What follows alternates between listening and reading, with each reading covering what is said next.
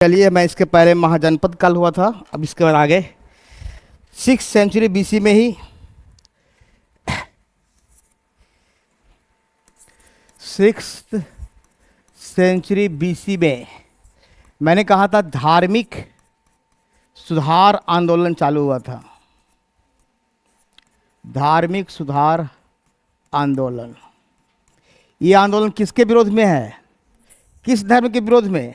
वैदिक धर्म के विरोध में। वैदिक धर्म के विरुद्ध ये आंदोलन चलता है। क्यों चलता है? क्योंकि वैदिक धर्म में कर्मकांड बढ़ गया था।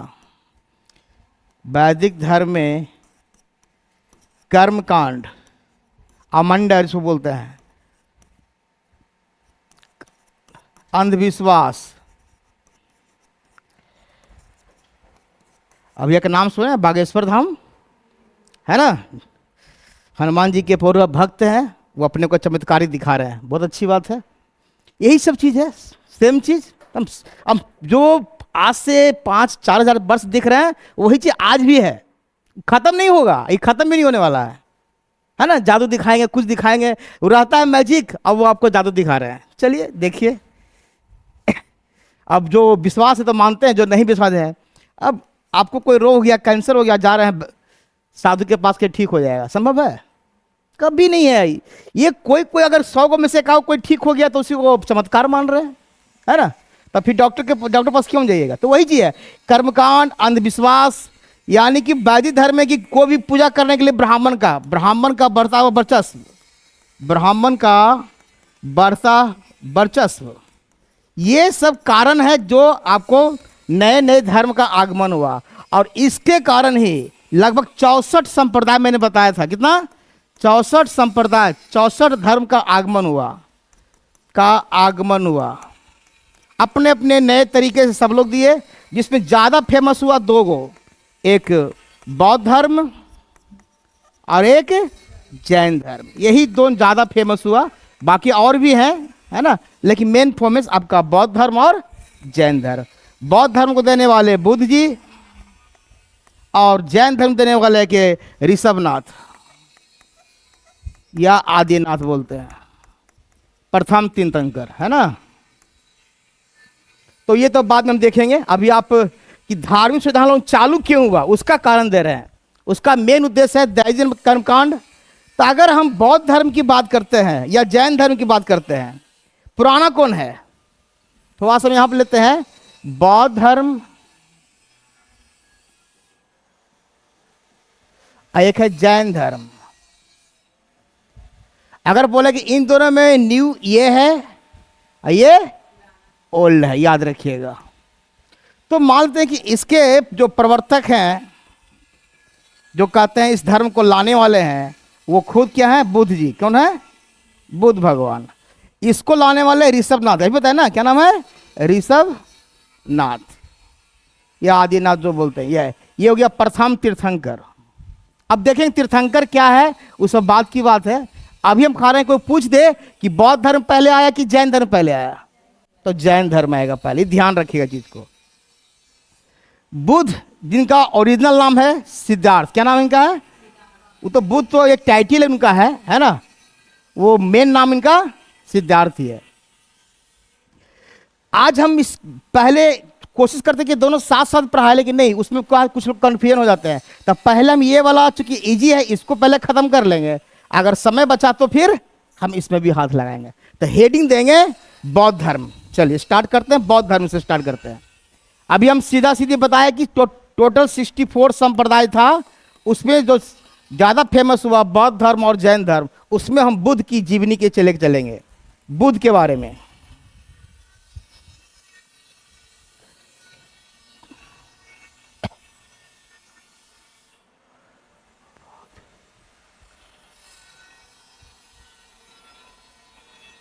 बौद्ध धर्म, इसके प्रवर्तक कौन? फिर से बार बार कर रहे हैं, सिद्धार्थ। मेन नाम क्या है? सिद्धार्थ। इनको हम बोलते हैं भगवान बना दिए हैं, भगवान बुद्ध बोलते हैं। क्या बोलते हैं? भगवान बुद्ध। चलिए आप बना दिए, कुछ दिन में मोदी जी भी भगवान अपने आप को मानने लगे थे, आज जीत भी गए। बहुत अच्छी बात है, किस्मत बहुत साथ दिया। चलिए अब अच्छा काम होगा, अच्छे दिन फिर आ जाएंगे आपके। देखिए वैकेंसी वैकेंसी आ जाए, अच्छी बात है। अच्छे दिन का इंतजार करते हैं। पॉलिटिक्स बहुत खराब चीज़ है, बहुत खराब चीज़ है। कौन किधर पलट जाएगा कुछ पता नहीं है। नहीं तो नीतीश जी का कहाँ जा रहे हैं पता नहीं चल रहा है ना। चलिए हम पॉलिटिक्स में नहीं जाते हैं, मेरा काम है कर्म करना। आप भी कर्म कीजिए, रिजल्ट कभी न कभी तो आएगा ही आएगा। इसमें पढ़ने का तरीका दो थी। पहले हम पढ़ेंगे क्या क्या चीज़ें। एक तो हम बुद्ध की जीवनी से क्वेश्चन आता है, कहाँ जन्म लिए, कहाँ कैसे गिरि त्याग हुआ, वो पढ़ेंगे। नंबर दूसरा, इसकी संगति पढ़ेंगे। संगति मतलब काउंसिल, काउंसिल समझ रहे हैं ना, कहाँ कहाँ बैठक हुआ वो पढ़ेंगे। 4 गो टोटल होता है ना। फिर हम पढ़ेंगे इसके बाद काउंसिल के बाद पढ़ेंगे इसका बंटवारा, कि बौद्ध धर्म कैसे कैसे बट गया है ना, हीनयान महायान। उसमें हम देखेंगे कहाँ क्या विशेषता, उसके बारे में पढ़ेंगे। और विस्तार कैसे कैसे फैला। अब पतन पढ़ने की जरूरत नहीं है, बाद में पतन होगा क्या है वो अलग चीज। मेन रूप से आपका आयकर दर्शन, बौद्ध दर्शन मेन तो छूट ही गया था। बौद्ध दर्शन का विचार, ये 5 पॉइंट आपको ध्यान में रख के पढ़ना है। बंटवारा वाला पार्ट हम अलग से भी पढ़ेंगे और काउंसिल में भी हल्का हल्का बताएंगे। विस्तार तो कहाँ कहाँ फैला, श्रीलंका जहाँ जहाँ गया जो भी है, थाईलैंड, ये सब जगह है ना, तो वो अलग पढ़ लेंगे। और बौद्ध दर्शन, इसमें उस दर्शन में क्या है, अष्टांगिक है, कौन कौन मार्ग है, वो आपको पढ़ेंगे अलग अलग। सिद्धार्थ, अब हम थोड़ा सा पिता माता पिता का, इसके एक राजा थे। आवाज इतना हो रहा है ना। चलिए, एक राजा है जिसका नाम है सुधोधन। क्या नाम है? सुधोधन।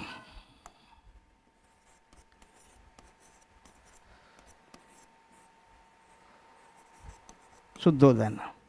और इसका एक रानी एक है इधर से,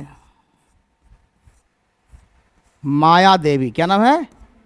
कुछ लोग महामाया भी बोलते हैं, चलिए आपको भी लिख देते हैं, महामाया बोल देते हैं, महामाया देवी। ये राजा कहाँ के हैं? शाक्य गण के। शाक्य एक गण है,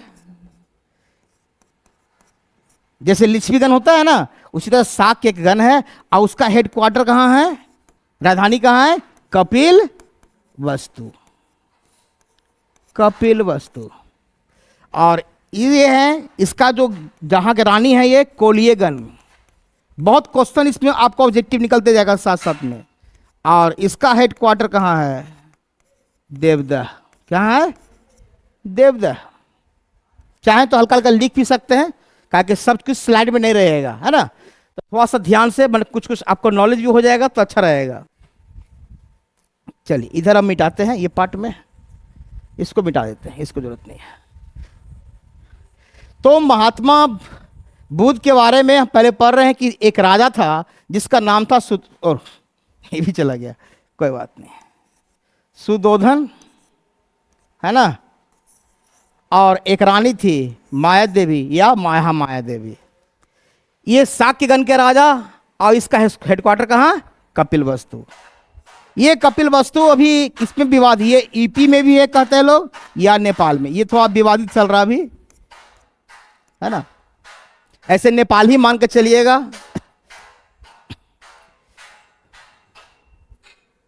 इन दोनों के बीच में, इन दोनों के बीच में क्या हुआ? विवाह हुआ। क्या हुआ? विवाह हुआ। आने सुधोधन की शादी किससे हुआ? महामाया देवी से। जब विवाह हुआ कुछ समय के बाद इनको लगा, महामाया देवी को एक स्वप्न आया। क्या आया? स्वप्न, ड्रीम गर्ल नहीं, हम लोग को स्वप्न में आता है कि ढेर सारा सोना मिल जाए, है ना। चलिए, और स्वप्न में जब ये आया, क्या आया? कहते बार बार ये स्वप्न देखती थी। कुछ समय के बाद इसमें देखती थी क्या? एक सफेद हाथी। क्या है? एक सफेद हाथी अपने सुर में कमल का फूल लेकर आता है। क्या किसका लेकर? कमल का फूल लेकर, और माँ और महामाया जी के गर्भ में समा जाता है। इस घटना को कहते हैं मायास ड्रीम, यानी कि माया का स्वप्न नाम दिया गया है, माया का स्वप्न।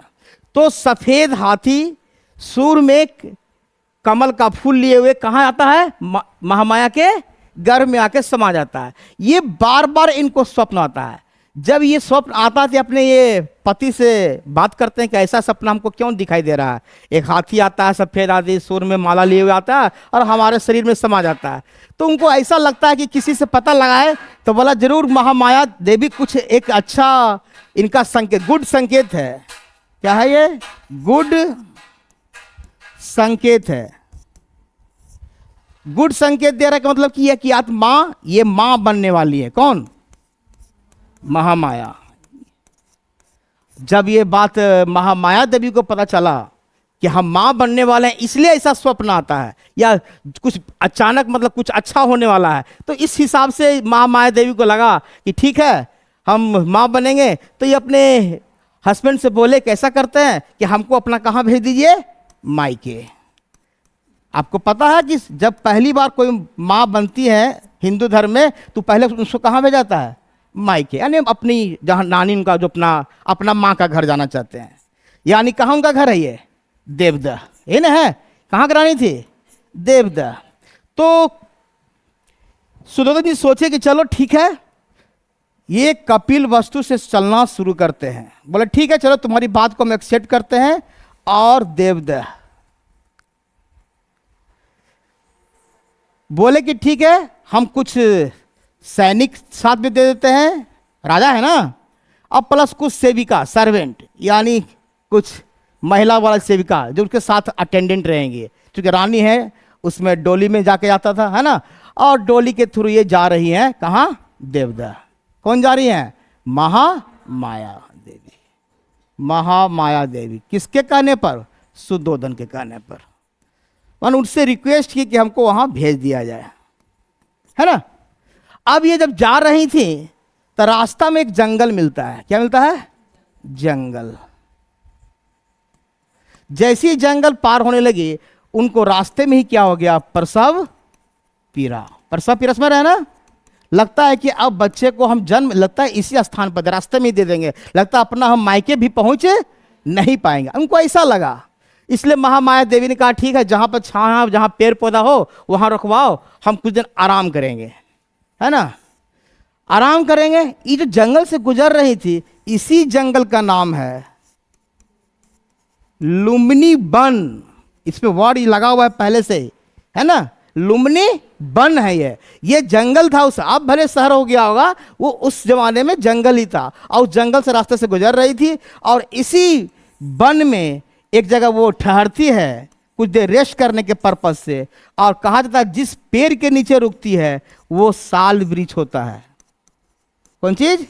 साल वृक्ष, है ना। साल वृक्ष ज्यादा लंबा चौड़ा वाला साल वृक्ष था। और उसी वृक्ष के नीचे जब उसको लगा कि अब प्रसव पीड़ा मेरा बढ़ते जा रहा है, तो सेविका से कहा गया अब लगता है हम बच्चे को जन्म इसी स्थान पर दे देंगे। तो साल वृक्ष की टहनी पकड़े, है ना, क्या हुआ? बच्चे को जन्म दे देती है ना। उसमें कोई ऑपरेशन के थ्रू नहीं, सिंपल पे इनका प्रसव होता है और एक बच्चे को जन्म होता है, जिस बच्चे को बाद में बुध कहेंगे या सिद्धार्थ कहेंगे। क्या कहेंगे हम? बुध या सिद्धार्थ, तो बाद की बात है। अब बच्चे का जन्म कहाँ हुआ? इस वन में हुआ। तो नामकरण के बच्चे का जन्म कहाँ हुआ? लुम्बिनी वन।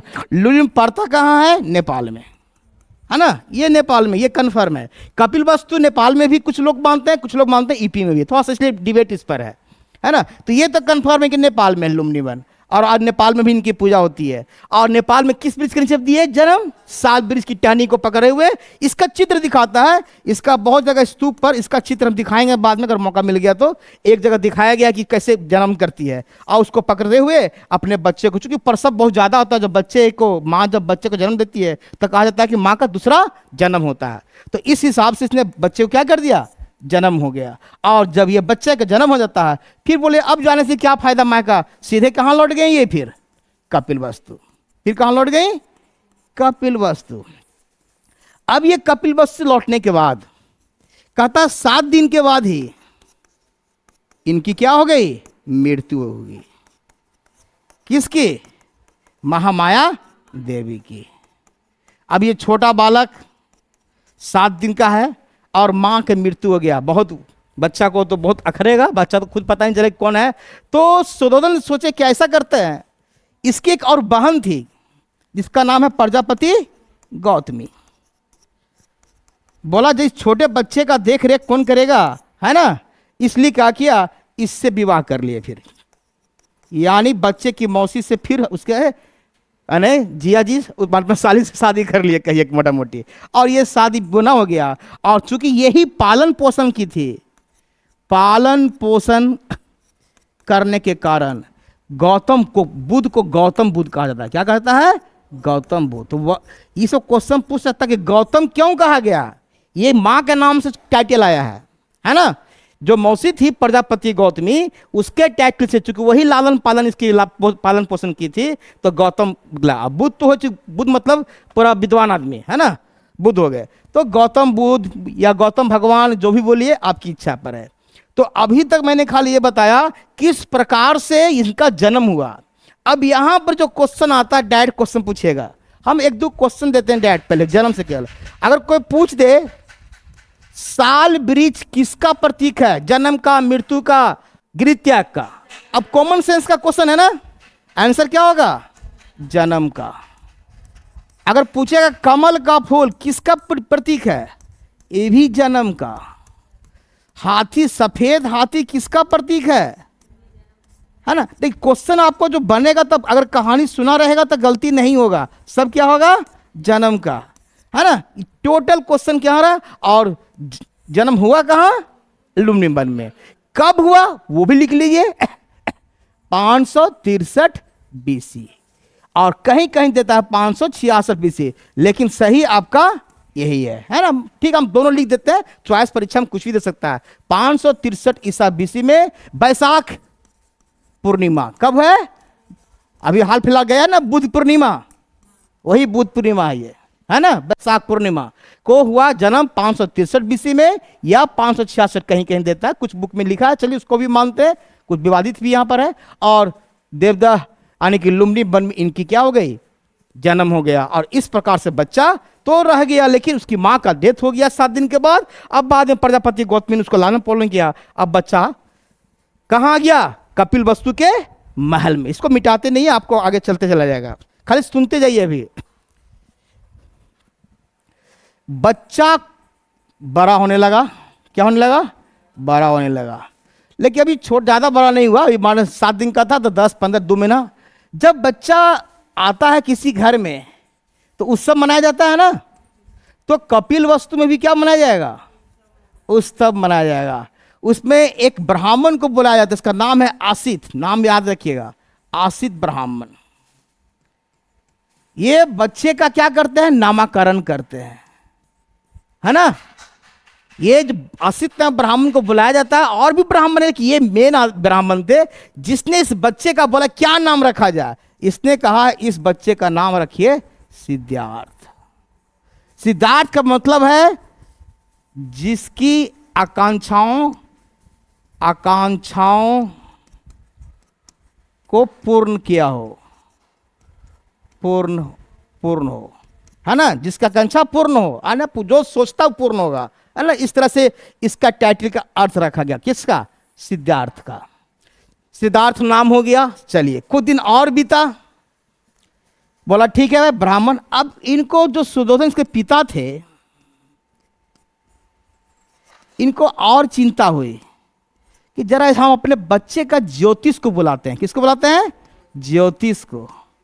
अब बोले कि हम अपने बच्चे क्या देखेंगे, भविष्यवाणी। पहले अभी भी भविष्यवाणी होता है ना, तो उस जमाने में ज्यादा ज्योतिष लोग थे, है ना। अपना नक्षत्र उच्छत्र देख के, कुंडली चेक के करते हैं कि क्या करेगा नहीं करेगा, नौकरी लगेगा कि नहीं लगेगा, क्या होगा, सीटेट पास करेगा कि नहीं करेगा, है ना। पूरा प्लान बना ले कौन, सुयोधन जी, बुलाए, ढेर सारे लोग को आए, सब महल में बैठे हुए हैं। कुछ ज्योतिष ने कहा, इसके बारे में कहा था, कुछ ज्योतिष ने 2 उंगली उठाया ऐसे करके, है ना, 2 उंगली। 2 उंगली का मतलब हुआ या तो सम्राट बनेंगे यानी राजा, प्रतापी राजा बनेंगे, और या तो क्या बनेंगे, सन्यासी। ये 2 उंगली का मतलब ये हुआ। यानी कुछ ज्योतिष ने पहली भविष्यवाणी कर दिया कि ये जो बालक है, इसका जो कुंडली देख रहे हैं या इसका जो भी हम चेक कर रहे हैं सब कुछ, वो या तो प्रतापी राजा बनेगा या सम्राट बनेगा, या तो फिर सन्यासी बनेगा, लेकिन महान सन्यासी बनेगा, छोटा मोटा सन्यासी नहीं है। लेकिन एक ज्योतिष का नाम भी याद रखिएगा, कौंडन ने, मानवक बोलते हैं, मानवक, है ना, मानवक, ये कहा कि नहीं हम एक ही उंगली उठाएंगे केवल। इसका ये ज्यादा खतरनाक ज्योतिष था। बोला तुम लोग 2 कन्फ्यूजन क्यों कर रहे हो जी, हम बोल रहे हैं एक ही आदमी। बोला एक ही उंगली उठाएंगे, और वो बोला कि नहीं केवल सन्यासी ही होगा। ये महान भाव ने फाइनल रिजल्ट दे दिया। किसको? सुदर्शन जी को। बोला कि नहीं ये बालक का हम कुंडली देख रहे हैं 100% क्या बनेगा, सन्यासी बनेगा। तब फिर सुदर्शन का धक, अरे तब मेरा वंशज कैसे चलेगा, ये तो भाग जाएगा घर छोड़ के ना, है ना। इनको चिंता होने लगा, अरे ऐसे कैसे हो गया। एक तो कहा चलो इसमें तक तो अच्छी बात है, 2 में से कोई एक था, ये तो खतरनाक आदमी निकल गए। अब बोले क्या करें भाई। तब ये सुदर्शन जी पूछे इससे, किससे, कौंडन से, कोई उपाय बताइए, कुछ अंगूठी उठी पहनाया जाएगा पत्थर उत्थर वाला, है ना, कुछ किया जाए। बोला देखिए हम कुछ नहीं करेंगे, हम खाली एक ही चीज उपाय बताते हैं। बोले ये 4 चीज को अगर नहीं देखेगा तो सन्यासी नहीं बनेगा। उस 4 चीज को बोला गया बीमार व्यक्ति, यानी पहले वृद्ध लिखते हैं, वृद्ध, फिर रोगी जिसको बीमार व्यक्ति बोलते हैं, है ना, रोगी, अब फिर हो गया आपका मृतक यानी कि लाश जो बोलते हैं मृतक का बॉडी, और सन्यासी और रोगी। एक और रोगी हो गया ना, वृद्ध, रोगी, मृतक और सन्यासी, 4 चीज हुआ ना। बोला बूढ़ा आदमी को नहीं देखना चाहिए इसको, कोई बीमार व्यक्ति नहीं मिलना चाहिए इसके सामने, और कोई डेड बॉडी इसके सामने, लाश नहीं गुजरना चाहिए, और न ही इसके सामने कोई सन्यासी। अगर ये 4 चीज इस बालक के सामने नहीं आएगा तो बच्चा सन्यासी नहीं बनेगा। और लेकिन जिस दिन ये 4 चीज आ गया घर छोड़कर भाग जाएगा, पहली गारंटी के साथ। इसलिए कौंडन ने एकदम खतरनाक मैंने जवाब दे दिए कि अगर ये चीज रोकना है तो रोकिए। आपको रोकने का उपाय बता रहे हैं कि बच्चे के सामने तो हम घर से निकाल ही नहीं देंगे इस बच्चा को महल के अंदर ही रखेंगे, है ना। महल के अंदर ही टीचर आएगा, पढ़ाएगा, शस्त्र सिखाएगा, तलवार सिखाएगा, बंदूक सिखाएगा, जो भी सिखाएगा, है ना, टोटल चीज सिखाया जाएगा। तो वृद्ध, रोगी, मृतक और सन्यासी, ये 4 चीज को नहीं आना चाहिए। और धीरे धीरे बच्चा ये तो बोल के चले गए, सब लोग ज्योतिष तो चले गए, लेकिन चिंता इनको रह गया। बेटा का चिंता होगा भाई, एक ही बेटा, अकेला इकलौता बेटा है, भाग जाएगा, दिक्कत हो जाएगा। ये अब सोच रहे हैं क्या करें क्या करें। सब पूरे अपने दरबान को, सब सैनिक को बोल दिए कि हमारा बेटा के सामने कभी बेटा बाहर जाएगा ही नहीं महल से, सीधे बोल दिया। महल के बाद जाएगा नहीं, देखेगा नहीं, है ना, सीधे वाला महल का जो भी इसको करना है। ये महल के अंदर भी कंफ्यूजन हो गया थोड़ा सा। ये जो बालक था, क्या नाम था, सिद्धार्थ, ये जो बालक थे ये महल में भी चुपचाप शांत बैठने वाले थे। माने घर में भी ना मम्मी से बात कर रहे हैं ना अब तो मौसी हो गए ना, वो तो शांत बैठ के अपना आराम से कहीं समाधि लगा लेते थे। माने घर के अंदर में जहाँ पेड़ पौधा वहीं पर बैठ जाते थे। इनको फिर भी चिंता हो रहा कि बेटा ऐसा क्यों कर रहा है भाई, कुछ को मैंने अभी से लगता है सन्यासी बनने का प्रयास कर रहा है क्या, घरे में भी सन्यासी बन जाएगा ही। तो अब बोला अच्छा थोड़ा सा और बड़ा होने देते हैं। थोड़ा सा बड़ा हुआ, लगभग 16 बरस हुआ इसका। 16वें वर्ष का अब इसको ऐसा करते, इसको शादी करते, ज़्यादा ठीक हो जाएगा ये, है ना, ये भागे हुए नहीं है। अब इसका विवाह कर दिया। विवाह एक स्त्री नाम थी जसोधरा। इसी को और किताब में बिंबा भी बोला जाता है, कुछ किताब में गोपा बोला जाता है। नाम इसका बहुत है, लेकिन मेन नाम क्या है, जसोधरा।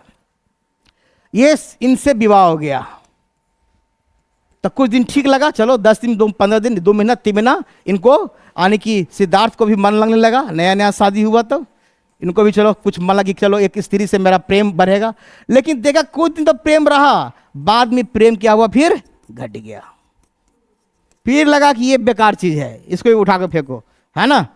ये तो जसोदरा सॉरी कैसा पागल आदमी है, ये किसी से बात करता है ना, हमसे बात करता है ना किसी से बात करता है।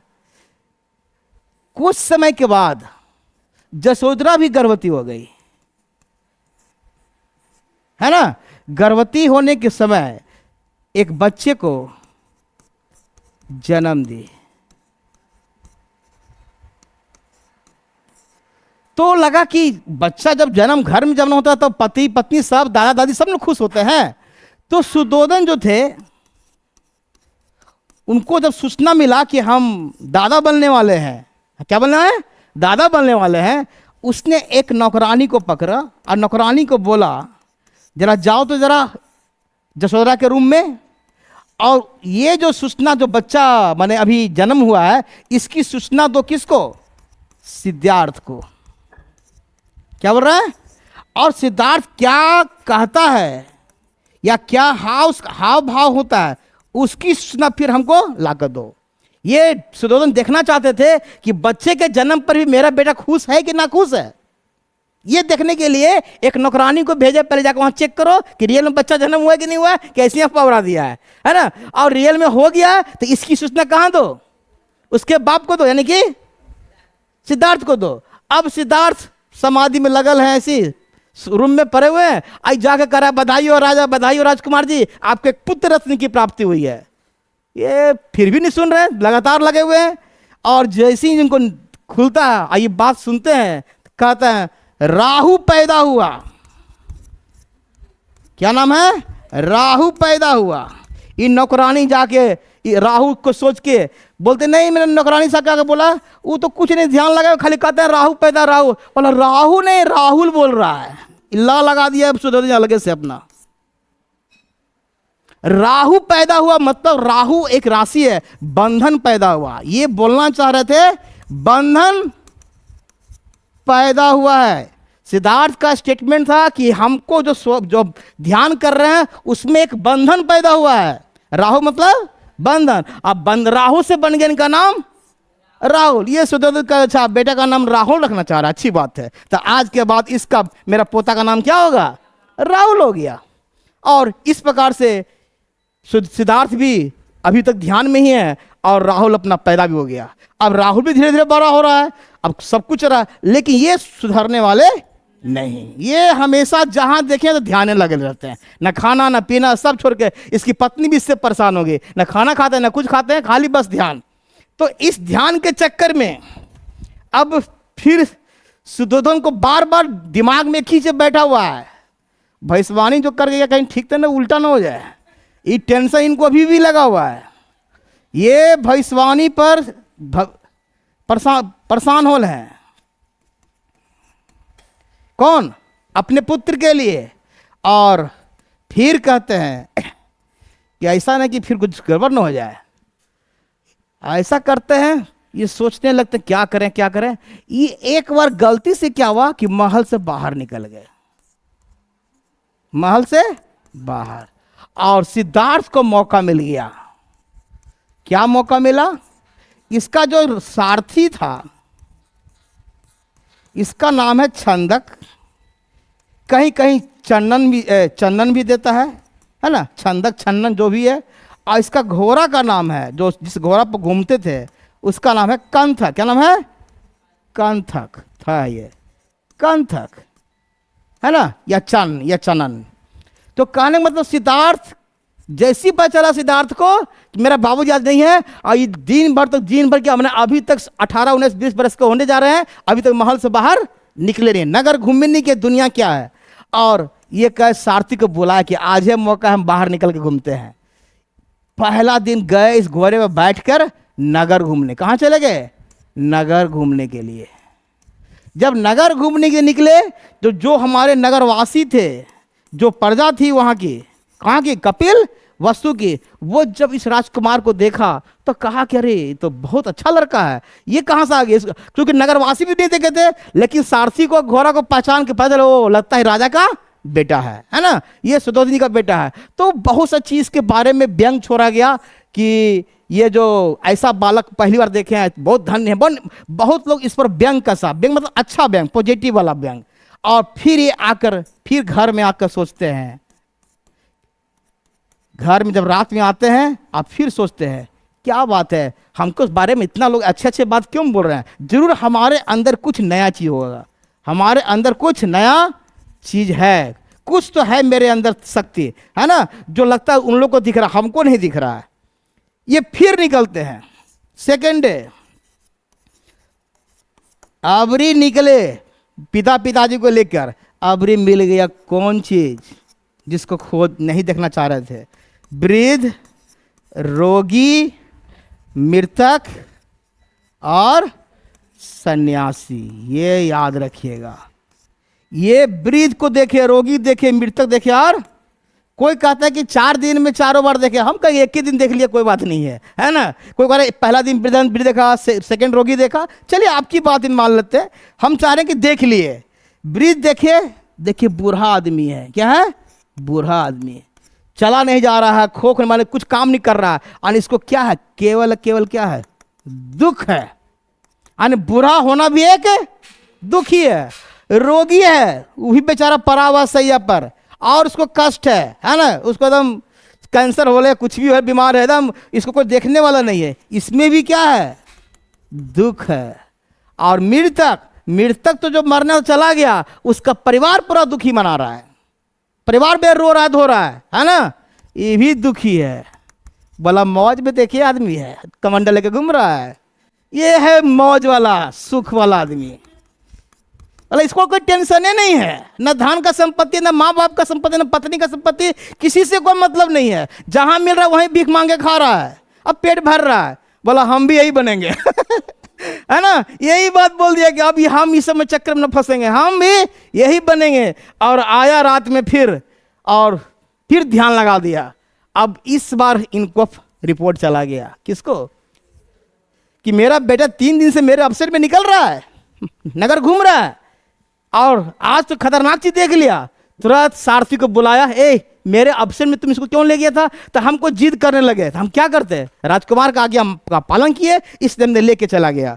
और बोले अच्छा ये बताओ क्या क्या, कुछ दिखाया नहीं ना, कुछ नहीं सर आज देख लिए हैं जिसके रोक रहे थे जो आप इतना दिन से, वृद्ध, रोगी, मृतक और सन्यासी। जब ये बात पता चला सुदोन को, यार आज ये 4 चीज देख लिया है, अब इनको फिर से भविष्यवाणी याद आ गया कौंडिन्य का, है ना, कि लगता है कहीं आज मेरा बेटा घर न छोड़ दे। अब घर न छोड़े उसके लिए फिर ड्रामा, घर नहीं छोड़े और त्याग नहीं करें, उसके लिए क्या किया सुदोधन, अबरी डांसिंग गर्ल को ले आया, डांसिंग गर्ल को, और लाकर जहां पर सिद्धार्थ रहते थे या जहां को सैन कक्ष था वहां जाकर छोड़ दिया। अभी तो हो गया विश्वामित्र मेनका वाला कहानी, ये ध्यान में लगे मैं 4 को डांस कर रही है ना, अब वो डांसर देने वाले कौन, यानी उसका मन लगे, उसका पूरा मन को बहलाने के लिए इसने क्या लिया, नर्तकी, इसको नर्तकी कह सकते हैं, उस समय नर्तकी बोलिए, है ना, आज बोलते हैं डांसिंग गर्ल। और उसको लाकर पूरा सैन कक्ष में उनको डांस करा दिया, करते करते लोग थक गई और वहीं सो गई। जहां पर ये ध्यान लगाए हुए थे, सिद्धार्थ जहां ध्यान लगाए हुए थे वहीं पर क्या हो गए, सो गए। सिद्धार्थ का जब ध्यान उठा 2 बजे 12 बजे के बाद रात्रि में, तो देखते हैं कि सब एकदम 5-6 को लेडीज जो भी हैं, किसी का अस्त व्यस्त जैसे तैसे सोई, खराटा भर रहा है, खर खर मार रही है। इनको तो लगा कि ये दुनिया ही बेकार है। इसको देखने के बाद इनको लगा कि हम अभी के अभी क्या करेंगे, गृह त्याग करेंगे। ये लगभग 29वें वर्ष हो रहा है, घटना कब घट रहा है, 29वें वर्ष में इनको लगा कि अभी के अभी हम गृह त्याग करेंगे। और अपने सारथी को कहते हैं और घोड़ा कहते हैं तैयार करो, हम आज भी अभी घर छोड़ रहे हैं, और बिना पिताजी को बताए हुए, क्योंकि सब लोग घर में सोए हुए हैं। लेकिन जैसे ही घर छोड़ने जाते हैं इनको अपनी पत्नी और पुत्र की याद आ जाती है। सिद्धार्थ ये सोचते हैं कि अगर हम पत्नी या पुत्र के मोह में रहेंगे तो फिर घर नहीं छोड़ पाएंगे। फिर भी क्योंकि पुत्र पुत्र है, पत्नी पत्नी है, एक बार इनको लगा चलो घर तो छोड़ेंगे ही छोड़ेंगे, फिर भी एक बार जाकर मिल लेते हैं। या देख लेते हैं। जब देखने जाते हैं, इसका भी देखिए बहुत अच्छा पेंटिंग बनाया गया है, या कहीं कहीं मैंने स्कल्पचर के द्वारा, मूर्ति द्वारा दिखाएंगे, फोटो साइन में कुछ कुछ अपलोड किए होंगे तो, और उसको दिखाया गया है कि कैसे मैंने जाने के वक्त, जब जाने वक्त जब देखते हैं पत्नी की क्या कहते हैं इसको, कलाई पर पुत्र का माथा रखा हुआ, सोया हुआ, ये सोचे अगर पुत्र थोड़ा सा चुम लेते हैं या कुछ मैंने उसको सहला देते हैं, लेकिन सोचे कि अगर कहीं पुत्र का सहलाने से कहीं पत्नी जग गई तो मेरा जाना कैंसिल। ये चक्कर में दरवाजे पर से क्या होता है, ये लौट जाते हैं। इस चीज को मैंने दिखाया गया है चित्र के द्वारा, जो बाद में प्रमाणित होता है। तो उम्र के कितना, 29वें वर्ष में गृह त्याग। ये जो गृह त्याग होता है, इस घटना को निष्क्रमण का मतलब होता है सिंपल निकलना। अभी निष्क्रमण, जरा ध्यान सुनिएगा, अभी ये होता है सिंपल घर छोड़ना, ये किसी उद्देश्य के लिए छोड़ना। अभी निष्क्रमण क्या हुआ, किसी उद्देश्य के लिए। एक होता है महा अभी निष्क्रमण, ये होता है संसार के कल्याण के लिए घर छोड़ना। किसने, संसार के कल्याण के लिए घर छोड़ना। ये संसार के कल्याण के लिए घर छोड़ते हैं, ये अपना पर्पस अपने व्यक्तिगत के लिए नहीं छोड़ते कि हाँ आज हमको घर छोड़ते हैं, कल जाकर हमको सोना चांदी का पहाड़ मिल जाएगा, उसके लिए नहीं छोड़ रहा है। ये इसलिए इस घटना को कहा गया महा अभी निष्क्रमण। और चूंकि इस महा आविष्करण का प्रमाण है एक सारथी और एक घोड़ा, इसलिए कहा जाता है कि अभिनिष्क्रमण का प्रतीक को माना गया है सारथी और कंथक को। यानी सारथी क्या नाम हुआ, छंदक, और घोड़ा का नाम है कंथक। तो ये थोड़ा सा याद रखिएगा, है ना। और कहता है कि ये एक जगह है अनोमा नदी, अनोमा नदी के किनारे जाकर ये अपना पूरा जो राजा का वस्त्र था वो त्याग देते हैं और एक सन्यासी का वस्त्र धारण करते हैं। और ये 29वें वर्ष निकल गए। 29वें वर्ष निकले बिना किसी को बताए हुए, अपने घर से तो निकल गए जरूर। अब इनको लगा कि हमने गृह त्याग तो कर दिए, और अपने सारथी बोले तुम वापस जाओ, हम अपना, अब मेरा रास्ता अलग। अब ये रास्ते पर जा रहे हैं, बोले हम करें तो क्या करें, जाएं तो काहे का। कुछ कुछ ये नाम सुने हुए थे। एक था अलार कलाम। क्या नाम है, अलार कलाम। ये जो है मुख्य रूप से योग और सांख्य दर्शन के गुरु थे। ये किसके हैं, सांख्य दर्शन के गुरु थे ये। इनके आश्रम जाते हैं और कहते हैं कि हमें कुछ मोह माया से त्याग हो गया, अब हम कुछ सत्य की प्राप्ति करना चाहते हैं, हमें आपके आश्रम में जगह चाहिए। बोला ठीक है आओ रहो, तुम भी सीखो, योग सीखो, सांख्य सीखो, आश्रम। तो इसलिए इसके आश्रम में गए। और इनका पहला गुरु कौन कहलाएगा, प्रथम गुरु। आई कहाँ है, वैशाली में जगह है। ये कहाँ के रहने वाले हैं, वैशाली में। कुछ दिन रहे, 1-2 महीना 2 महीना, कोई फिक्स में नहीं है कि कितना महीना रहे, लेकिन कुछ दिन रहने के बाद इनको लगा कि हमें यहाँ भी मन नहीं लग रहा। फिर ये धीरे धीरे राजगिरी ही आ गए। अब कहाँ गए, राजगिरी। राजगिरी में आए तो यहां भी एक और गुरु मिल गए, रामगिरी करके नाम है। रामगिरी देखिए जो भी नाम आएगा, है ना। और इसने क्या दिया, वेद का ज्ञान। क्या नियम दिया, वेद का ज्ञान, वेद का ज्ञान, है ना, वेद का ज्ञान। और वेद, ये हो गया सेकंड गुरु। ये क्या हुए, इसका पूरा नाम ये लिखिए, उद्रक राम बोलते हैं, उद्रक राम पुत्र, लिख लीजिएगा इसको, उद्रक नाम नहीं, सेकंड गुरु। तो क्वेश्चन आएगा कि बुद्ध जी का पहला गुरु कौन, अलाग लोग, कहाँ के रहने वाले, वैशाली के। उनसे क्या चीज सीखा, योग और कैसे योग किया जाता है। और उद्रक रामपुत्र राजगीर के रहने वाले, इनसे क्या सीखा, वेद का ज्ञान। लेकिन फिर भी इनको सत्य की खोज की प्राप्ति नहीं हुई। जिस चीज की खोजते हैं सत्य की खोज की प्राप्ति नहीं हुई। अब ये क्या करें भाई, कहीं नहीं मिल रहा है इनको। अब बोले चलो भाई नहीं मिलता है, हम फिर निकल गए। ये निकल गए बोध गया। कहाँ चले गए इसके बाद, बोध गया। बोध गया का पुराना नाम कहलाता है उरुवेला। क्या नाम है, उरुवेला।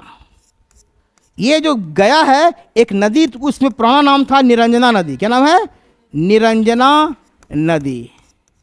क्या नाम है, निरंजना नदी। आज इसका नाम है फाल्गु। क्या बोलते हैं, फाल्गु नदी, है ना। और इस नदी के किनारे गए और यहाँ जो जंगल था, जो वन था, वहाँ पर ध्यान लगाना शुरू कर दिए। अब अकेले ध्यान लगा रहे हैं। ध्यान लगाते लगाते इनको यहाँ 5 को दोस्त मिल गया, 5 फ्रेंड। क्या मिला?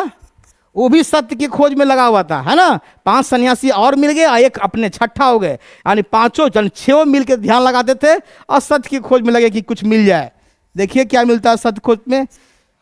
और डेली भूखे प्यासे सब काम करते थे, लेकिन इनको कुछ मन नहीं लगता था। बाद में पता चला कि एक यहाँ पर एक स्त्री आई थी, सुजाता। सुजाता नाम एक स्त्री है, महिला है। वो कुछ वृक्ष देवता से कुछ मंगत मांगी थी, पूर्ण हो गया था, इसीलिए उस जंगल में वो भी आई थी कुछ पूजा पाठ करने के लिए। जब वो लौट रही थी तो देखे कि 6 आदमी क्या है, ध्यान लगाए हुए हैं, सन्यासी। इसने क्या किया, सभी को क्या किया, अपना प्रसाद जो होता है ना, खीर, उसमें खीर था। क्या था? सुजाता का खीर का कहानी भी बहुत डिटेल पढ़ना है, कभी पढ़ेगा तो। वो खीर लेके आई, ये बोला आप लोग इसका खाइए।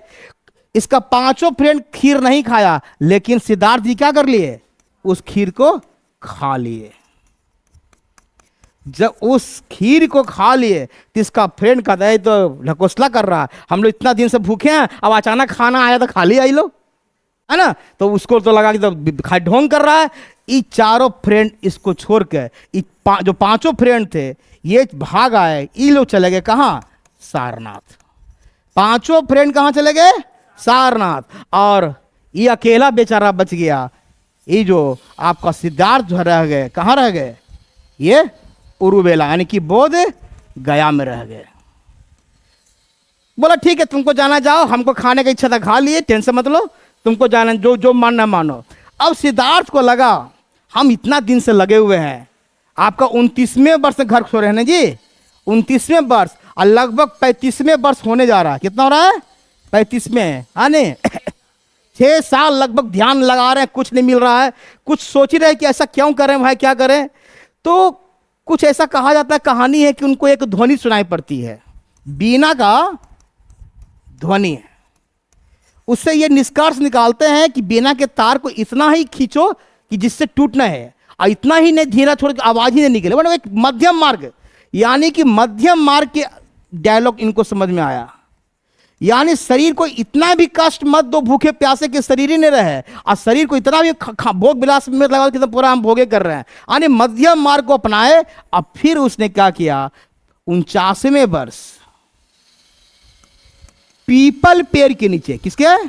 पीपल पेड़ के नीचे, याद रखिएगा ये बोध गया में फेमस है पीपल पेड़। 49वें दिन पीपल पेड़ के नीचे इन्हें बोधि ज्ञान की प्राप्ति हुई। अब ये बोधि ज्ञान क्या है वो हम बाद में बताएंगे। अभी बोधि ज्ञान का मतलब होता है कि उनको सब कुछ जानकारी हो गया, यानी कि हम जो जन्म लिए हैं, क्यों लिए हैं, आगे जन्म क्यों नहीं लेंगे, उनको पूरा कहानी, जब वो ध्यान लगाते थे तो उनको पूर्वजन्म की कहानी याद आती थी कि हम पहले जन्म में क्या थे। चलिए अच्छी बात है, इनको भी ज्ञान प्राप्ति हो गया।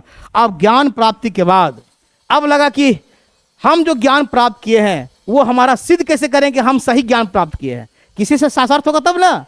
हमारा जो नॉलेज है, जब तक हमारा टक्कर का कोई नहीं मिलेगा तब कैसे पता चलेगा कि हमारा नॉलेज सही है कि गलत है।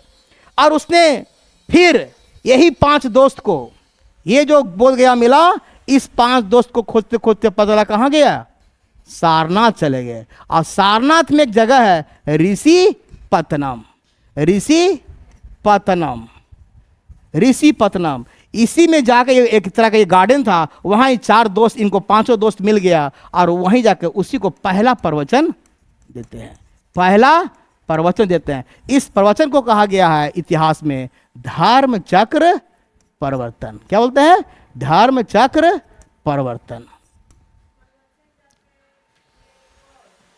ऋषिपत्तनम, सारनाथ, सारनाथ में एक छोटा जगह है ऋषिपत्तनम, है ना। सारनाथ तो बहुत बड़ा हो गया, उसमें ऋषिपत्तनम जगह, जहां पहला प्रवचन दिए, किसको दिए? अपने 5 दोस्त को दिए। और उस घटना को कहा गया कि पहली बार उसने एक नया धर्म चलाया ना, क्योंकि नया धर्म दिया ना, नया धर्म, धर्म का चक्र चलाया गया, और उस धर्म को क्या कहा गया? बौद्ध धर्म। तो आपको कोई क्वेश्चन पूछते कि बौद्ध धर्म से अपनाने से पहले सिद्धार्थ किस धर्म को मानते थे? वैदिक धर्म को ही, है तो हिंदू है ना, बाद में बन गया ना, जैसे हमारे भीमराव अंबेडकर पहले हिंदू ही थे, बाद में क्या अपनाते हैं लास्ट में? बौद्ध धर्म। तो वही चीज है कि ये भी अपना रहे हैं, बाद में इनको जब सत्य की खो, इसने एक नया धर्म को ही अब बनाया। बौद्ध धर्म पहले से था भी नहीं, इसने एक नया प्रचलन चालू किया कि ऐसा हम धर्म बनाएंगे, और जिसका नाम रखा गया बौद्ध धर्म, है ना। तो इस आधार पर इसने क्या किया, अपना कैसे कैसे मैंने बताया, कैसे कैसे कहां कहां घटना घटी और कहां उनको क्या मिला। अब थोड़ा सा ध्यान देखिएगा, जो बोधि ज्ञान होता है इसको हम बोलते हैं निर्वाण प्राप्त करना। क्या होता है? निर्वाण प्राप्त करना। अब जब इनको मिल गया निर्वाण सब कुछ, तो एक संस्था बनाया, एक बनाया ट्रस्ट। ट्रस्ट बोलते हैं ना, संघ। क्या बनाया? एक संघ, जिसको हम बोलते हैं बौद्ध संघ। क्या बोलते हैं? अब बौद्ध संघ बनाया, पूरा एक टीम बनाएगी, अकेले तो कुछ कर नहीं सकते, एक टीम बनेगा, उसमें इनका असिस्टेंट रहेगा, कोई भी रहेगा, इसमें कई जो इसका मेंबर बनेंगे, वो लोग धर्म का क्या करेंगे? प्रचार करेंगे। तो सबका टीम बना। इसमें जो टीम बना, इस टीम में 2-3 को नाम याद रखिएगा। एक होता है सारीपुत्र। क्या नाम है? सारीपुत्र। एक है महामोदगलायन, मोदगलायन। एक है आनंद, नाम सुने हैं? एक है उपाली। ये सब चारों बने मेन आदमी हैं इस संघ का। बाकी संघ में तो और भी मेंबर हैं। ये सभी संघ का जो मेंबर बनेगा उसको न शादी करना है, यानी गृह प्रवेश को त्याग करके आना है ना, तभी उसमें संघ में शामिल होगा, जो उसका नियम है। आनंद इनका मेन पीर है, उपाली इनका पीर है, सारीपुत्र इनका पुत्र है, महामोद गलायन भी पुत्र है। आनंद रहने वाले कहाँ के हैं? वैशाली के। उपाली कहाँ के रहने वाला है? राजगीर के। सारीपुत्र मुदगला ये दोनों रहने वाले नालंदा के। कहाँ के हैं?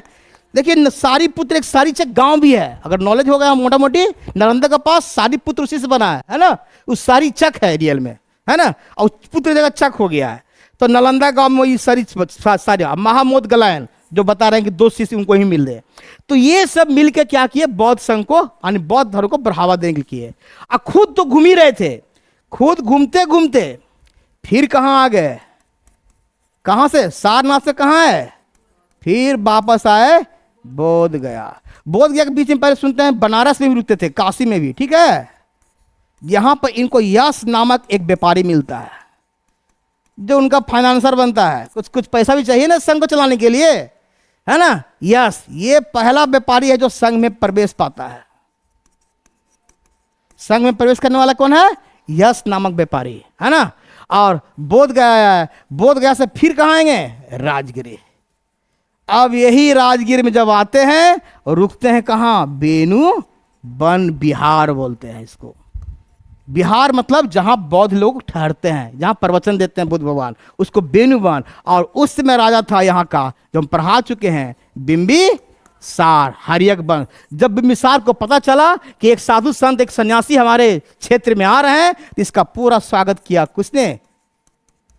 बिंबिसार ने स्वागत किया। उनको रहने के लिए, उनको खाने के लिए, उनके खाने पीने के लिए, उनको देख रेख करने के लिए एक वैद्य को भी सौंप दिया। उस वैद्य का नाम था जीवक। याद आ रहा है ना? ये पहले पढ़ा चुके हैं। ये जीवक आते हैं, राजगीर में प्रवचन देते हैं, इनका बहुत स्वागत होता है। लेकिन कहता है कि इनका जो महात्मा बुद्ध का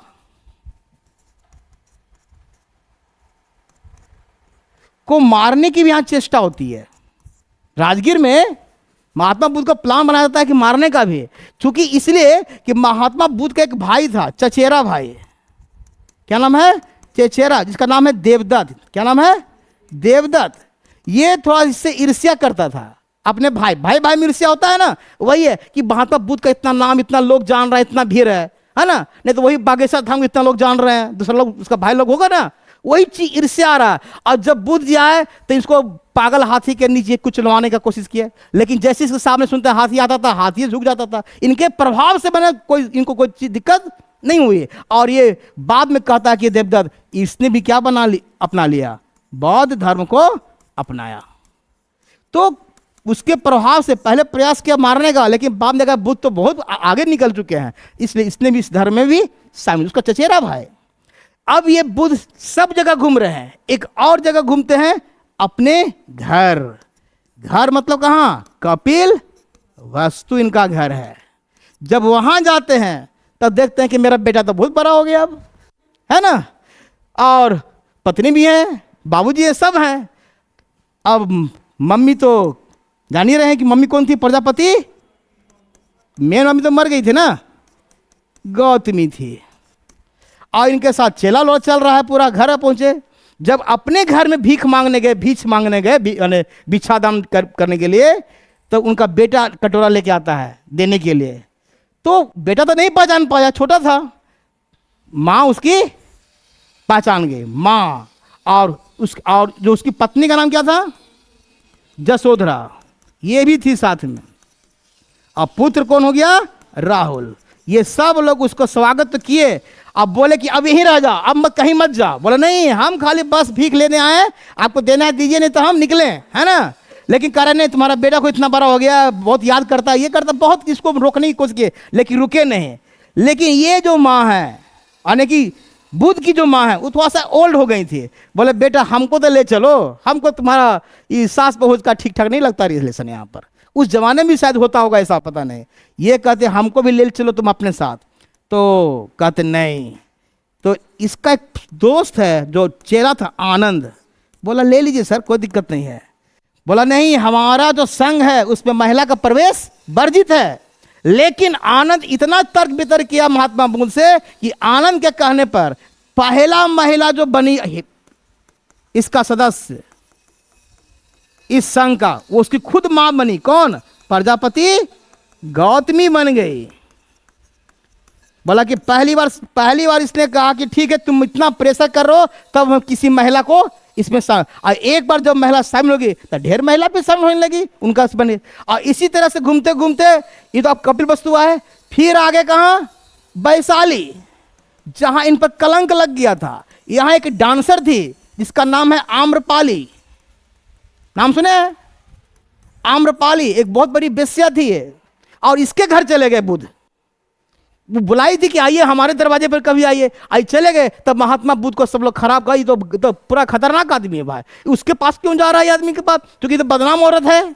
लेकिन फिर भी आम्रपाली का से प्रभावित होकर, यानी कि आम्रपाली भी नहीं कहा, बुद्ध से प्रभावित किया गया, बौद्ध धर्म को अपना ली, बौद्ध धर्म में शामिल, ये भी शामिल होती है।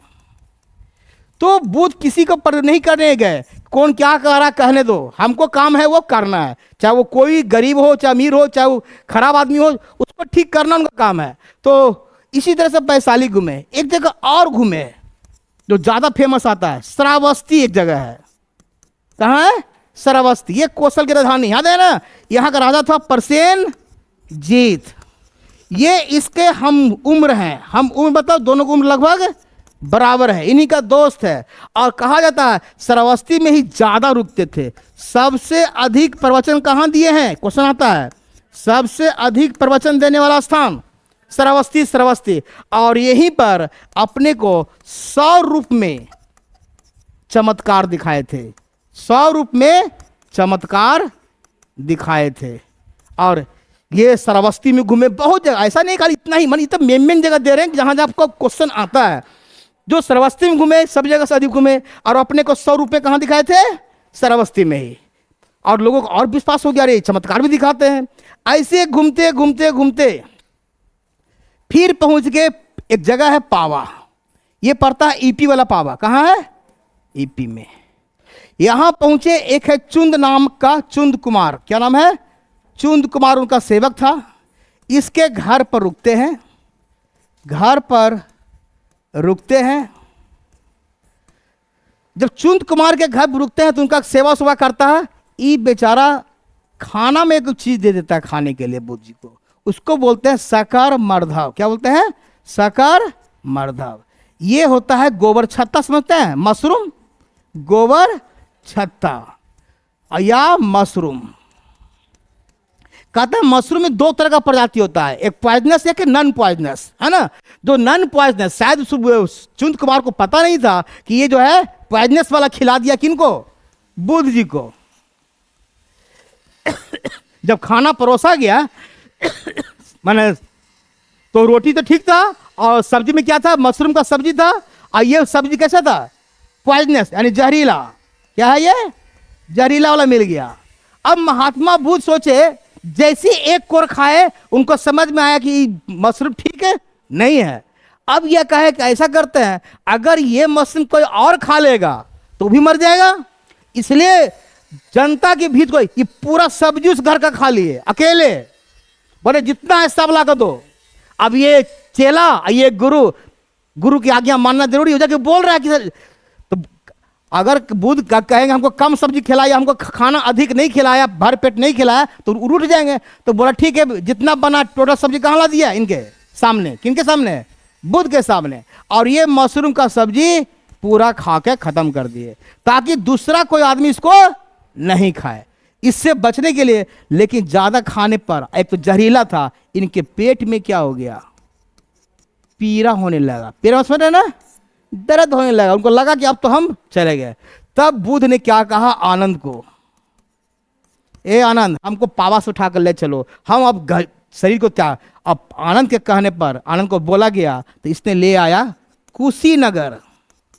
कुशीनगर कहाँ पड़ता है? ईपी में ही, या कुशीनारा, क्या बोलते हैं इसको? कुशीनारा ही बोला जाता है। यहाँ ले आया और यहीं पर इनका महापरिनिर्वाण होता है। क्या होता है? महापरिनिर्वाण होता है। और ये लगभग 483 BC में इनकी मृत्यु। किस चीज के खाने पर? बुद्ध। अब बुद्ध का मृत्यु हो गया। बुद्ध का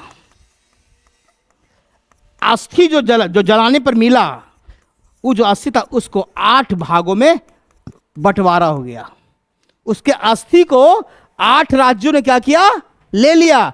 क्योंकि ये बहुत बड़े माने पहुंचे हुए सन्यासी थे, इसलिए इसके अस्थि पर इस जो 8 क्षेत्र में ले गया और इस अस्थि पर को रख कर क्या बनाया गया बाद में?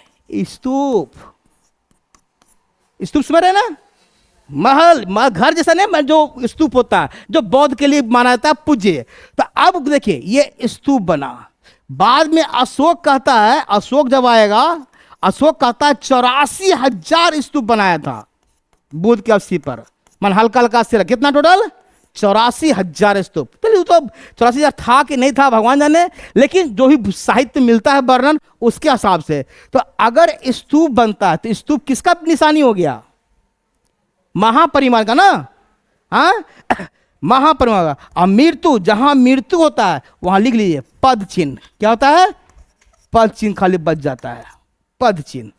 तो इस प्रकार से क्या हुआ? महात्मा बुद्ध का जन्म लिए, जन्म लेके कैसे कैसे उनका विवाह हुआ, विवाह में कैसे उनका बच्चा हुआ, फिर गृह त्याग हुआ, और फिर ये जो घटना घटता है ये भी वैशाख पूर्णिमा। ये भी क्या है?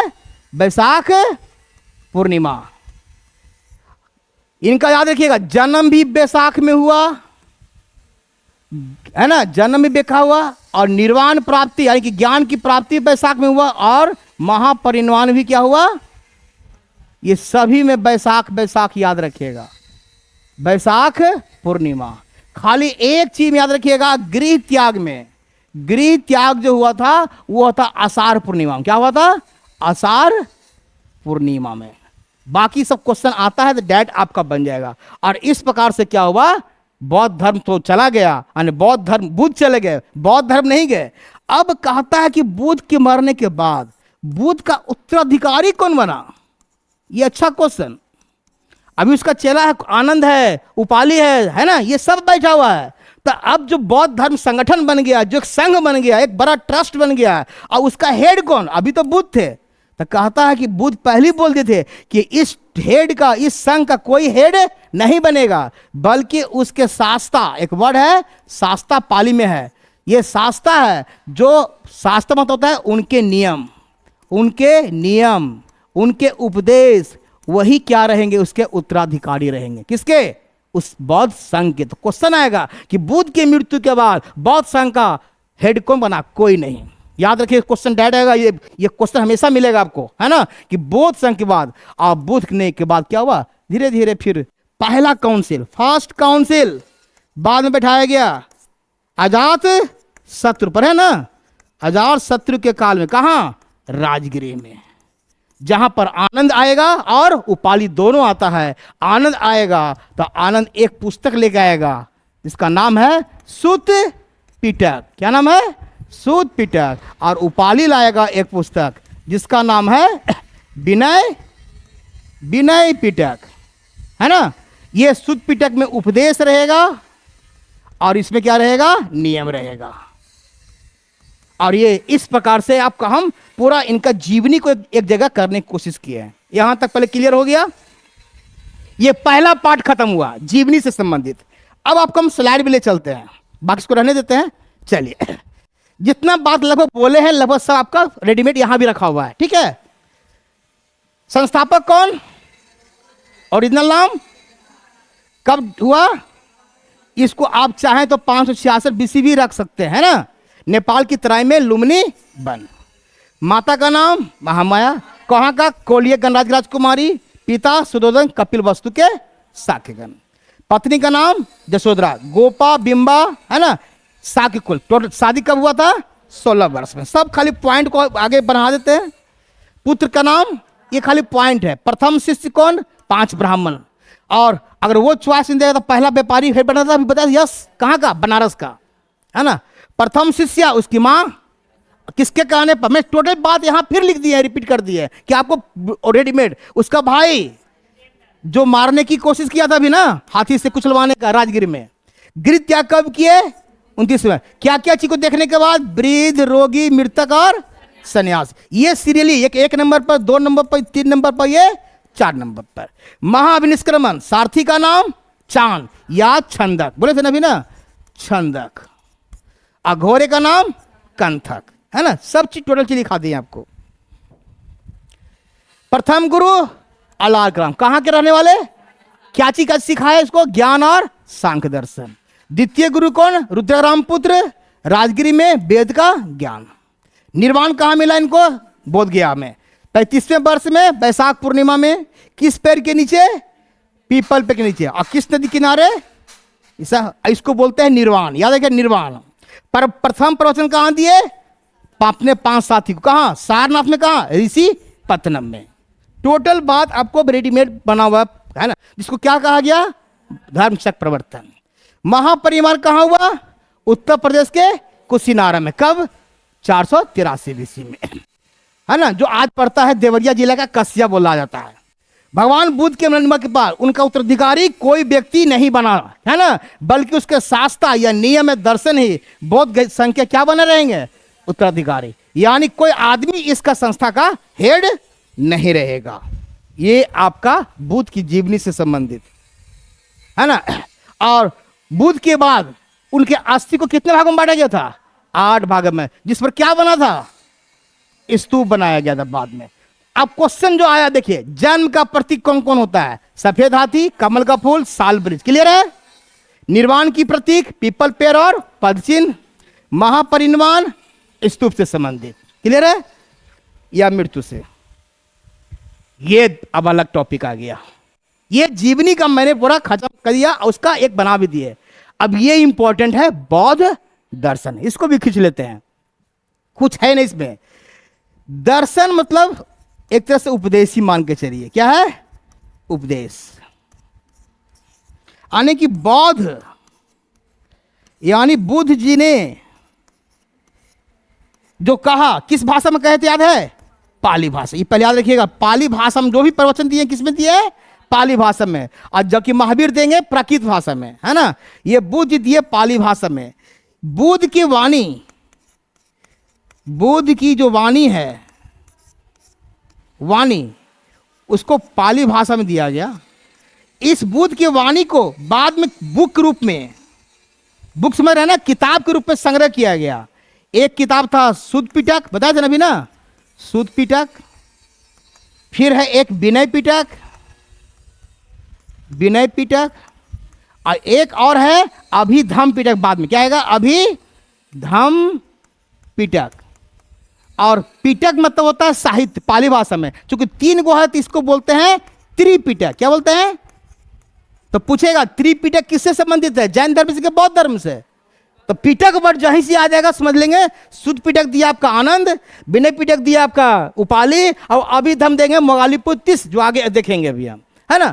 तो पहले बौद्ध दर्शन इसी में, इसमें आपका उपदेश है, इसमें नियम है, इसमें बौद्ध दर्शन है या सिद्धांत है ना। तो उसी में यानी कि जो बौद्ध दर्शन पढ़ेंगे इसी 3 पुस्तक से निचोड़ रहेगा। अब आते हैं बौद्ध दर्शन पहला दिया 4 आर्य सत्य दिया। ये तो सबको मालूम है, दुख है, दुख समुदाय है, दुख निरोध है और दुख निरोधी गामिनी प्रतिसंपदा।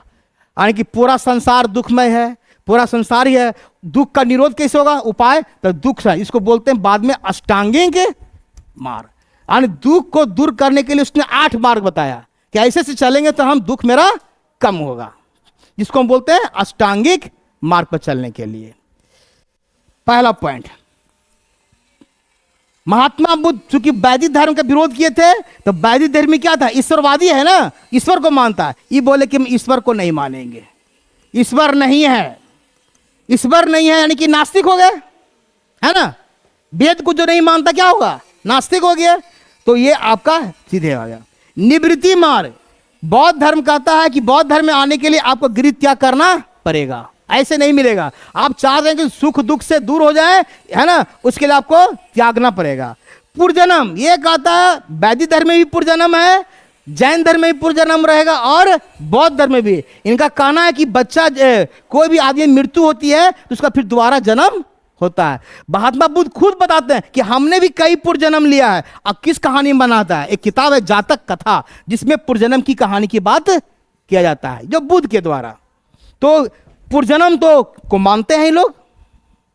कर्मवादी, ये सबसे इंपॉर्टेंट, यह आज के लिए सबसे जरूरी है। कर्म के बिना फल नहीं मिलेगा, कर्म करना ही पड़ेगा आपको, है ना। और अहिंसावादी, ये तो आज भी है, अहिंसा को। जैन धर्म में देखिए, दोनों में अहिंसा में इस पे जोर नहीं दिया, बोला ठीक है अहिंसा का पालन करना चाहिए, लेकिन जैन धर्म में कहता है, जब हम जैन धर्म पढ़ेंगे वहां पर जोर है। जोर मतलब कठोर है, यानी कि वहां कहता है कि नहीं, पेड़ पौधे में आप देखिएगा जब जैन ऋषि चलते हैं ना तो रोड को साफ किया जाता है। क्यों? कि कहीं उनके पैर से कहीं कोई कीड़ा मकोड़ा ना मर जाए, वही मरना उनके लिए पाप हो जाएगा। इसलिए अहिंसावाद यहां भी है, जैन धर्म में भी अहिंसावादी मिलेगा, लेकिन वहां पर ज्यादा जोर दिया गया, यहां पर जनरल है। यह इंपॉर्टेंट है। अनात्मावादी, बौद्ध धर्म में कहता है, बुद्ध जी कहते हैं आत्मा है कि नहीं, इस पर बताइए। इस पर बहुत बहस चलता है, आत्मा है कि नहीं, इस पर विचार बताइए। तो कहते हैं, बुद्ध कहते सीधे का, जो चीज नहीं देखेंगे, जो चीज नहीं दिखेगा हम उस पर बात नहीं करेंगे। ये आत्मा पर कुछ बोलवे नहीं किए, ना हाँ बोले ना बोले। बोले इंटरव्यू का क्वेश्चन नहीं है कि महात्मा बुद्ध का आत्मा पर क्या विचार, आत्मा पर कोई विचार नहीं दिए, बोले जो चीज नहीं दिखेगा उसकी बात नहीं करेंगे। लेकिन अनात्मावादी माना गया, उसने आत्मा के जगह पे एक नया वर्ड यूज किया, चेतना। बहुत अच्छा क्वेश्चन पूछ सकता है कि बौद्ध धर्म में आत्मा के जगह पर कौन सा वर्ड लाया गया? चेतना विचार। चेतना विचार का मतलब यह हुआ, हमें बताइए जो पुरजन्म होता है, जैसे मान लीजिए बॉडी है, इसके अंदर ये शरीर हो गया, इसके अंदर आत्मा हो गया। जब शरीर मर जाता तो आत्मा ही रहता केवल ना, और ये आत्मा किस में जाएगा? फिर किसी दूसरे से में जाएगा। जब दूसरे में जाता क्या हो जाएगा? ये पुरजन्म। क्या कहला है इसको? यानी एक आत्मा दूसरे शरीर की आत्मा में प्रवेश करेगा तो बच्चे उस आदमी क्या होगा? पुरजन्म हो जाएगा। तो पुरजन्म को मान रहे हैं, ये अच्छी बात है, लेकिन कह रहे हैं कि नहीं, उनका कहना है कि चेतना ही है, और चेतना ही जो है पुरजन्म के लिए उत्तरदायी है। पुरजन्म के लिए क्या है? ये उत्तरदायी। तो क्वेश्चन आएगा कि बौद्ध धर्म में पुरजन्म के लिए उत्तरदायी कौन होता है? आत्मा की चेतना। चेतना, आत्मा वर्ड यूज नहीं करेंगे उसकी जगह पर, चेतना। और यही चेतना विचार दिया, बोला जिस दिन चेतना का जो धारा है, जो धारा मेरे शरीर के अंदर बढ़ रहा है, चेतना, अगर वो धीमी हो जाएगी, यानी धीमी हो जाएगी तो पुरजन्म नहीं होगा। अब पुरजन्म नहीं होगा तो जन्म मरण से छुटकारा आपको मिल जाएगा। यही तो लक्ष्य है ना। आज जो हम कहते हैं मोक्ष की प्राप्ति, हम लोग बोलते हैं ना जन्म मरण से छुटकारा, तो छुटकारा कैसे मिलेगा? चेतना वाला जो विचार है उसको दम लास्ट ले जाइए, अपने आप आपका पुरजन्म। और जिस दिन चेतना रह गया, चेतना मतलब मरने वक्त उस व्यक्ति के कुछ न कुछ इच्छा अधूरी रह जाती है, इसलिए उस आदमी का जन्म हो जाता है। जिस दिन इच्छा खत्म हो जाएगा मरने के बाद, हमको कोई इच्छा नहीं है, उस दिन क्या हो जाएगा? जन्म मरण से छुटकारा। अब वो तर जाएंगे, कहते हैं तर जाते हैं। त्रिरत्न जैन बौद्ध धर्म में बुद्धम शरणम गच्छामि, संघम शरणम गच्छामि और धम्मम, ये 3 डायलॉग बोल के ही बुद्ध संघ में प्रवेश भी होता है ना। तो बुद्ध खुद है, संघ उनका और धम्म उनका, ठीक है। प्रतिसमुत्पाद ये एक इंपॉर्टेंट है, ये VVI आता है। प्रतिसमुत्पाद का मतलब है कोई भी कार्य करते हैं उसका कोई न कोई कारण होता है। आप यहां पर पढ़ाई कर रहे हैं जरूर सीटेट पास करने के लिए या टीचर बनने के लिए, यानी कि कोई भी कार्य करते हैं उसका कोई न कोई कारण होगा। इस थ्योरी को कहा गया है प्रतिसमुत्पाद। तो पूछेगा प्रतिसमुत्पाद किससे संबंधित है? बौद्ध धर्म से। द्वादश निदान सिद्धांत, ये 12 कारण बताया गया है कि 12 कारण है, 12 चक्र है जिसके आधार पर क्या होता है, जन्म और मरण का चक्र चलता है। ये आपको उतना फिलोसफी में पढ़ना डिटेल्स की 12 कौन कौन है उतना नहीं, खाली आप जाएंगे द्वादश निदान सिद्धांत किससे संबंधित है? बौद्ध धर्म से। इतना काफी आपके लिए। 10 सील, 10 को आचार संहिता बताएं। बहुजन हिताय बहुजन सुखाय किसने कहा था? महात्मा बुद्ध ने। प्रवचन की भाषा कौन सी थी? पाली, सबको मालूम है। इसने कहा था संसार नश्वर है, क्षणभंगुर है, और इसने मध्यम मार्ग का पालन करने के लिए सभी को प्रेरित किया था। यह था इनका बौद्ध दर्शन। बौद्ध संगति टोटल कितना हुआ जल्दी बताइए? 4, सबको मालूम है, जिसमें 2-3 तो पढ़ भी लिए थे। पहला कब बना था? 483 में। कहां? राजगिरी में, सतकर्णी गुफा में। अध्यक्ष कौन थे? महाकश्यप। और राजा कौन था उसमें? अजात शत्रु। शासक कौन है? अजात शत्रु, हर्यक वंश का राजा है ना। उस पहला काउंसिल में क्या क्या हुआ? 2 किताब आया, एक शुद्ध पिटक, एक विनय पिटक। बुद्ध का उपदेश और नियम। शुद्ध पिटक कौन दिया? आनंद। और विनय पिटक कौन दिया? उपाली। द्वितीय बौद्ध काउंसिल कहां हुआ? 283 में। कहां हुआ था? वैशाली में, कालाशोक के काल में। याद आ रहा है ना? ये भी पढ़ा चुके हैं, कालाशोक वाला पढ़ाया था ना, कौवा की तरह काला था जो शिशुनाग वाला वंश वाला। वैशाली में उसको कहा था बालुकाराम विहार। और अध्यक्ष कौन किया था? सुब्बू कामी। चलिए, इसमें इंपॉर्टेंट है, इस संगति में ही पहली बार 2 भाग में बट गया। बौद्ध धर्म क्या हुआ? 2 भाग में बट गया।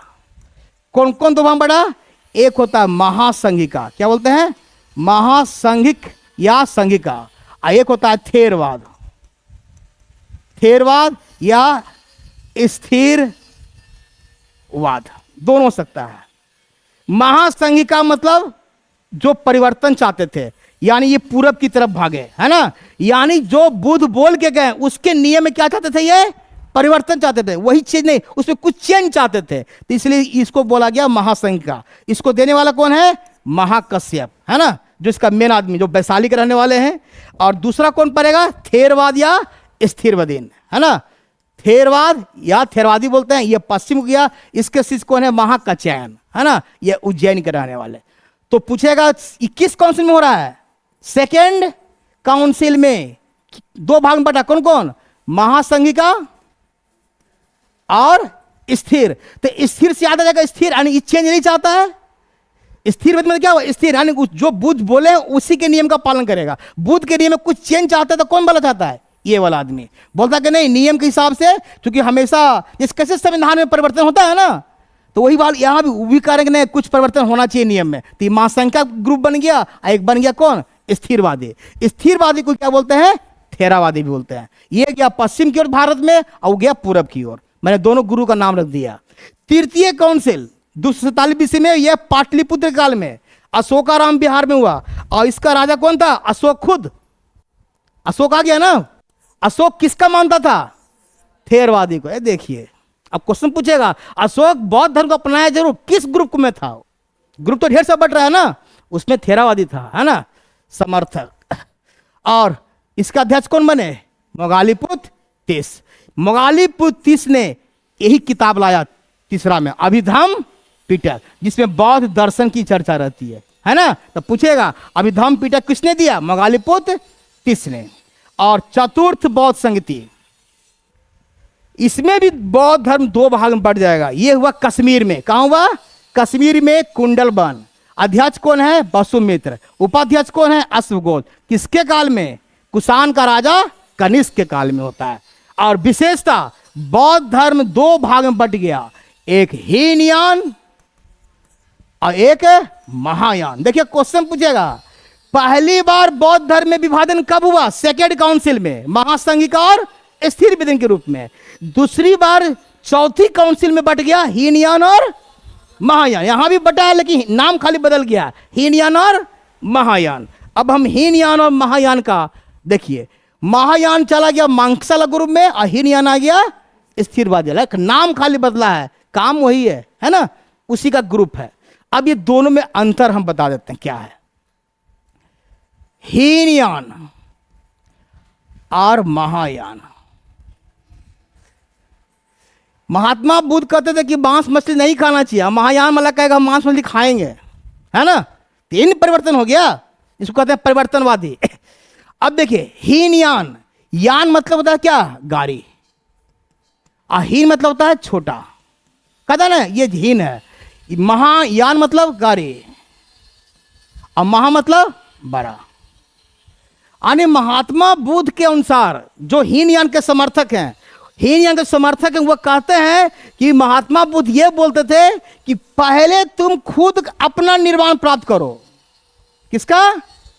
खुद अपना पहले चालू करो, मोटिवेट करो। और ई महायान के समर्थक कहते नहीं, बुद्ध यह कह गए हैं कि अपने तो करबे करो बल्कि सबको लेके चलो। इसलिए ये छोटा गाड़ी में बैठ के जाएगा अकेले, और इसमें हजारों आदमी बैठ के जाएगा, इसलिए बड़ा गाड़ी बनाया। क्लियर है? याद करें तरीका से, यानी महायान और हीनयान। ठीक है, बस 5 मिनट और ले रहे हैं। बौद्ध संप्रदाय खत्म हो जाएगा। हीनयान में बोले स्थिरवादी, महायान में महासंघिका। ये छोटे वर्ग के लिए, निम्न वर्ग के लिए, यह है वीआईपी वर्ग के लिए। बुद्ध को कहा गया महापुरुष या महामानव, भगवान के रूप में नहीं, कहा मानव के रूप में। लेकिन महामानव क्या मानता है? भगवान के रूप में, अवतार के रूप में। बस 5 मिनट। ये आपका हीनयान वाला है, ये आपका महायान है। हीनयान मूर्ति को पूजता नहीं है। बुद्ध का मूर्ति कौन पूजेगा?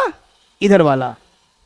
ये प्रतीक पूजा है, ये मूर्ति पूजा है। ये केवल शाकाहारी, ये शाकाहारी। और देखिए दोनों में डिफरेंस भी कर रहे हैं। ये अरहंत पद को प्राप्त करना अपने प्रयत्न से आपको करना है। आइए कहा कि नहीं, बोधिसत्व, ये बोधिसत्व की कल्पना जिसमें आता है अवलोकितेश्वर, अवलोकितेश्वर, है ना, मंजूश्री, ये सब बताएंगे कभी मिलेगा, तारा, ये सब आपका बोधिसत्व। बोधिसत्व उसको कहते हैं जो निर्वाण की ओर अग्रसर हैं, जो निर्वाण प्राप्त करने के नजदीक पहुंचे हुए हैं, उनको माना गया है। निर्वाण के बाद उनका पुनर्जन्म नहीं होता है। कहता है कि जो एक बार निर्वाण प्राप्त करते उनका पुनर्जन्म नहीं होता। जबकि महायान कहता है कि नहीं, निर्वाण के बाद भी दूसरे की प्राणी की मुक्ति के लिए उनका क्या करता है? पुनर्जन्म होता है, और दूसरे को हेल्प करने के लिए फिर से जन्म लेते हैं। इसलिए बोधिसत्व का आगमन हुआ है। इसमें कोई तीर्थ नहीं होता है, कोई तीर्थ। इसमें 4 तीर्थ को माना गया, लुम्बिनी, बोधगया, सारनाथ, और जहां जहां बुद्ध का ज्यादा फेमस चीज हुआ है। इनके ग्रंथ पाली भाषा में, इनके ग्रंथ जो भी मिला है संस्कृत में है। इनका प्रचार दक्षिण भारत में हुआ, श्रीलंका हुआ, बर्मा एवं थाईलैंड में हुआ है। और इनका प्रचार ज्यादा उत्तर भारत, चीन में, तिब्बत में, जापान में आदि में। तो पूछ सकता है कि जापान में कौन फैलता हुआ है? महायान के हीनयान है, महायान। तो क्वेश्चन बहुत बनेगा। और इसी संप्रदाय से, ये जो हीनयान संप्रदाय है उससे व्यवहासिक निकला, जिसका मेन 2 है, वसुमित्र और बुद्धदेव। और सौत्रांतिक एक ग्रुप निकला, कुमार लाल इसका है। इसके शून्यवाद, मध्यवाद किससे आया? महायान से। इसका हेडक्वार्टर को हेड कौन है? नागार्जुन। और विज्ञानवाद, ये योगाचार, इसके 3 आदमी बनते हैं, मैत्रेय, असंग और वसुबंधु। ये आपका लास्ट। और एक और आता है 7वीं शताब्दी में बौद्ध धर्म एक नई शाखा, एक वज्रयान आएगा। हीनयान महायान देवी किया, एक वज्रयान भी आता है। वज्रयान में कहता है मछली खाओ, मंदिरा खाओ, ध्यान, मैथु सब माना, है ना। अब वज्रयान में महात्मा बुद्ध की पत्नी को नाम दिया गया तारा देवी, है ना। ये इंपॉर्टेंट क्वेश्चन है को। और बोधिसत्व बोले थे महायान। बोधिसत्व क्या है? महायान का आदर्श बोधिसत्व है। बोधिसत्व ऐसे व्यक्ति हैं जो निर्वाण का प्राप्त कर चुके हैं, परंतु अन्य लोगों को निर्वाण करने में सहायता करते हैं। ये बताया था ना, ये मानव है, ये किसी पशु रूप में भी हो सकते हैं। प्रमुख कौन कौन है? अवलोकितेश्वर, ये है प्रधान बोधिसत्व माना गया है। पदम पानी, हाथ में कमल लिए हुए, कौन है? अवलोकितेश्वर। इसका प्रधान गुण दया है, दया का प्रतीक माना गया है। मंजूश्री, इनके हाथ में एक ग्रासा है और दूसरे हाथ में क्या है? किताब है। ये मंजूश्री, ये सब आपका अवलोकितेश्वर का है, नया नया रूप। ये बुद्धि के लिए माना गया है। किताब लिया, बुक लिया है ना। वज्रपाणि, ये कठोर बुद्धि से पाप और असत्य के सहारक हैं, वज्र लिए हुए हैं, इनके हाथ में वज्र है। क्षितिग्रह, ये शुद्ध स्थानों का अभिभाव है। अमिताभ, ये अमिताभ बच्चन नहीं है ना, ये बुद्ध का एक रूप है निर्वाण का, ये संसार के अधिपति के रूप में दर्शाया गया है। और मैत्रेय, ये भावी बुद्ध हैं, शायद ये आगे जन्म लेंगे बुद्ध, देखते हैं क्या लेते नहीं लेते हैं, जिसको कहते हैं कलशधारी। ठीक है, ये आपका बौद्ध धर्म भी समाप्त। किसी को दिक्कत? इसका एक टेस्ट भी देखते हैं, अगर मौका मिल गया तो ले लेंगे, नहीं तो फिर नेक्स्ट क्लास लेंगे। नेक्स्ट इसका पीडीएफ आपके पास चला जाएगा। किन्हीं को दिक्कत यहाँ तक? हीनयान महायान क्या है सब आपको क्लियर, पूरा कहानी सुना दी इसमें। चलिए, जय हिंद। थोड़ा टाइम हो गया इसलिए